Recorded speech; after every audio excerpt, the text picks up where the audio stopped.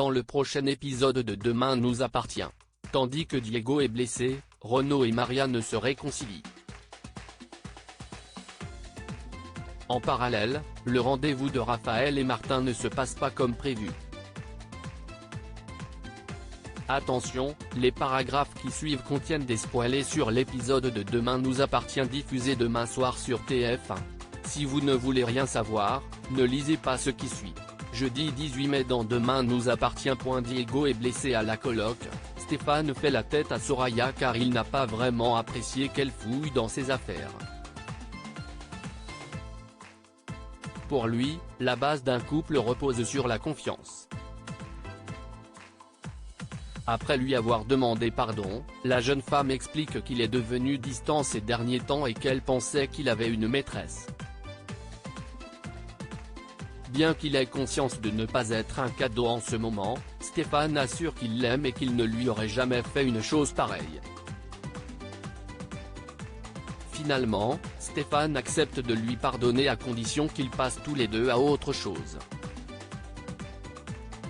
Lorsque Soraya cherche à savoir qui est l'homme sur la photo qu'elle a retrouvé dans sa veste, Stéphane indique qu'il s'agit de son père biologique puis précise qu'il n'est pas en bon terme avec lui. Malgré ces explications, Soraya semble particulièrement troublée. En arrivant au cabinet, elle consulte le dossier Lutti et tombe sur une photo de Bernard et Diego. Au commissariat, Georges a reçu le fichier client de la société de location de vélos. Les policiers vont donc pouvoir le croiser avec les fadettes de Lutti pour voir s'il y a une correspondance. Pendant ce temps, Soraya et Nour déjeunent au Spoon quand l'avocate confie que Stéphane est rentré dans une colère noire en la surprenant en train de fouiller dans ses affaires. Elle raconte ensuite avoir trouvé la photo de son père biologique dans la poche de son manteau et que cet homme n'est autre que Bernard Lutti. Comme la police soupçonne l'un des enfants naturels de Lutti d'avoir commis le meurtre, Nour pousse sa sœur à en parler aux enquêteurs. Seulement, Soraya ne peut pas faire cela. En effet, si elle se trompe et que Stéphane est innocent, elle ne se le pardonnera jamais. Nour tente bien de l'inciter à aller voir Georges mais Soraya n'est pas prête. Pour l'y contraindre, la jeune femme lui rappelle qu'il s'agit d'un meurtre puis ajoute que si elle ne le fait pas, c'est elle qui s'en chargera. En parallèle, Chloé et Alex accompagnent Diego au domicile de son père. Au moment où Alex fait tomber un objet par mégarde, l'adolescent se remémore un souvenir. Dans celui-ci, Diego voit le visage de l'homme qui l'a agressé et il s'agit bien de Stéphane. Dans la mesure où Diego se souvient également de l'avoir vu au MA quelques jours plus tôt, Chloé et Alex décident de l'emmener au commissariat pour qu'il établisse un portrait robot. Stéphane, qui les observe au loin, les suit alors en voiture. Au poste, Damien et Georges ont obtenu une correspondance. Le principal suspect devient donc Stéphane Jorda. Au même instant, Soraya débarque et demande à parler à Georges en privé. Une fois seule, elle indique que Stéphane a un lien avec Bernard Lutti et qu'il est sans doute le fils caché qu'il recherche. Après que Georges le lui a confirmé, Soraya est sous le choc et peine à croire que Stéphane soit un meurtrier. À quelques encablures, la rue menant au commissariat est barrée. Alex dépose alors Chloé, Diego et le policier en charge de leur protection afin qu'ils terminent le trajet à pied. Immédiatement, Stéphane descend de son véhicule pour les suivre. Une fois qu'il a interpellé Diego, il lui tire dessus à 2 reprises avant de prendre la fuite. Blessé, l'adolescent s'écroule. Se précipitant auprès de lui, Chloé comprime sa plaie à l'épaule tout en criant à l'aide. Renaud et Marianne se réconciliant pour prouver à son mari qu'elle est sincère, Marianne s'est lancé le défi de lui faire une tarte au citron meringuée, sa préférée.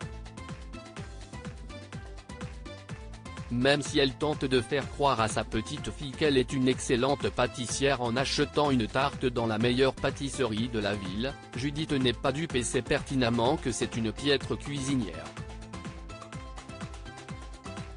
Elles se mettent donc à cuisiner ensemble. Après de nombreux efforts et beaucoup de mauvaise volonté, Marianne réussit à faire une tarte presque aussi belle que celle du pâtissier. Elle invite donc Renaud à venir boire le thé. L'occasion pour elle de lui présenter ses excuses pour avoir été maladroite la veille. Si elle n'arrive pas à reconnaître ses torts, Marianne admet toutefois qu'elle a un caractère de cochon. Ayant vraiment eu peur de le perdre, elle lui demande pardon avant de préciser qu'elle a réalisé à quel point elle tenait à lui et non à Sébastien.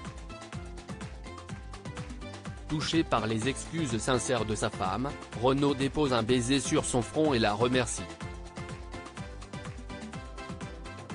Après s'être réconciliés sur l'oreiller, ils décident d'aller boire un verre au Spoon. Leur complicité retrouvée, le docteur Dumas avoue à Marianne que sa tarte au citron était infâme. Lorsque Sébastien arrive et voit les tourtereaux, il fait demi-tour.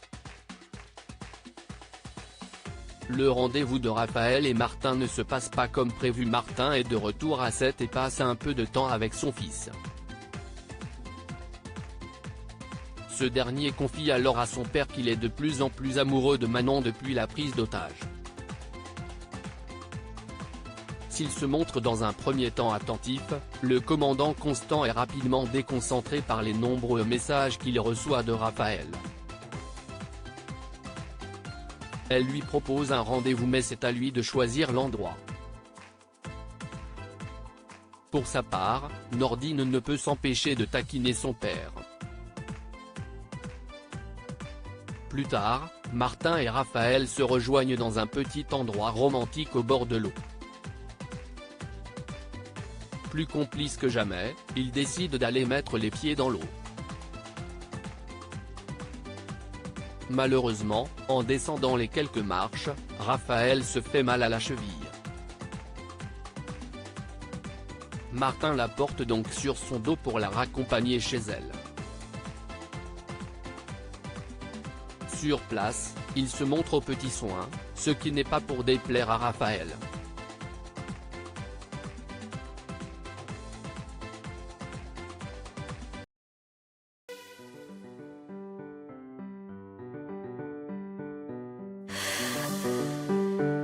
The man I love just had